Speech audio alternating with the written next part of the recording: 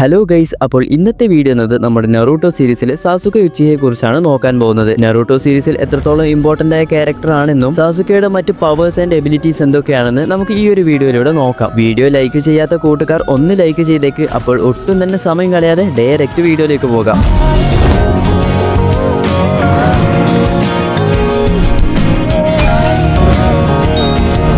ഉച്ചിഹ വംശത്തിൽ ജനിച്ച ഒരു കുട്ടിയാണ് സാസുകെ. തന്റെ ബ്രദറായിട്ടുള്ള ഇറ്റാച്ചി ആ ഒരു ഉച്ചിഹ വംശം തന്നെ ഇല്ലാതാക്കിയതിന് ശേഷം സാസുകയെ മാത്രം വെറുതെ വിടുകയാണ് ചെയ്തത്. അങ്ങനെ ആ ഒരു ചെറുപ്പത്തിൽ തന്നെ സാസുകയ്ക്ക് ഒരൊറ്റ ലക്ഷ്യം മാത്രമാണ് ഉണ്ടായത്, തന്റെ അമ്മയെയും അച്ഛനെയും അതുപോലെ തന്നെ തന്റെ ക്ലാനിനെ തന്നെ ഇല്ലാതാക്കി ഇറ്റാച്ചിയെ കൊല്ലണമെന്നത്. അതിനുശേഷം സാസുകെ ലീഫ് വില്ലേജിൽ ഒറ്റയ്ക്കാണ് വളർന്നു വന്നത്. പിന്നീട് താൻ വളർന്ന് കക്കാഷിയുടെ ടീമിൽ ചേരുകയും ചെയ്തു. നമ്മൾ പറയേണ്ട ആവശ്യമില്ലല്ലോ, സാസുകയുടെ ടീമേറ്റായി നറൂട്ടോയും സാക്കുറയും ഇവരുടെ സെൻസെയായി കക്കാഷിയും ഉണ്ട്. നമ്മുടെ സാക്കുറയെ നോക്കിക്കഴിഞ്ഞാൽ സാസുകയെ വളരെയധികം ഇഷ്ടമാണ്. അതുപോലെ നറൂട്ടോയാണെങ്കിൽ തന്റെ റൈവലായിട്ടാണ് കാണുന്നത്. എന്നാൽ സാസുകെ ആണെങ്കിൽ ഇതൊന്നും വലിയ കാര്യമാക്കുന്നുമില്ല. ഈ ഒരേ ഒരു ലക്ഷ്യം മാത്രമേ ഉള്ളൂ, റിവെഞ്ച് എടുക്കുക എന്നത്. അതുപോലെ നമ്മുടെ സാസുകയ്ക്ക് ഷെറിംഗൺ ഉള്ളത് കൊണ്ട് ഫൈറ്റ് ചെയ്യുന്ന സമയത്ത് ഓപ്പണന്റെ ജിറ്റ്സു കോപ്പി ചെയ്യാനും എതിരാളികളുടെ മൂവ്സ് സ്ലോ ആയി കാണാനും നമ്മുടെ സാസുകയ്ക്ക് സാധിക്കും. അതുപോലെ നമ്മുടെ കക്കാഷി ആണെങ്കിൽ സാസുകയ്ക്ക് ചിതോരിയും പഠിപ്പിച്ചു കൊടുക്കുന്നുണ്ട്. നമ്മുടെ കക്കാഷിയുടെ ഈ ഒരു ടീമിൽ തുടക്കത്തിൽ സാസുകയാണ് കുറച്ചുകൂടി പവർഫുൾ ആയിട്ട് കാണിച്ചിരുന്നെങ്കിലും പിന്നീട് തന്നെക്കാൾ പവർഫുൾ ആയി നറൂട്ടോ മാറുകയാണ് ചെയ്യുന്നത്. അങ്ങനെ ഇത് മനസ്സിലാക്കി സാസുകെ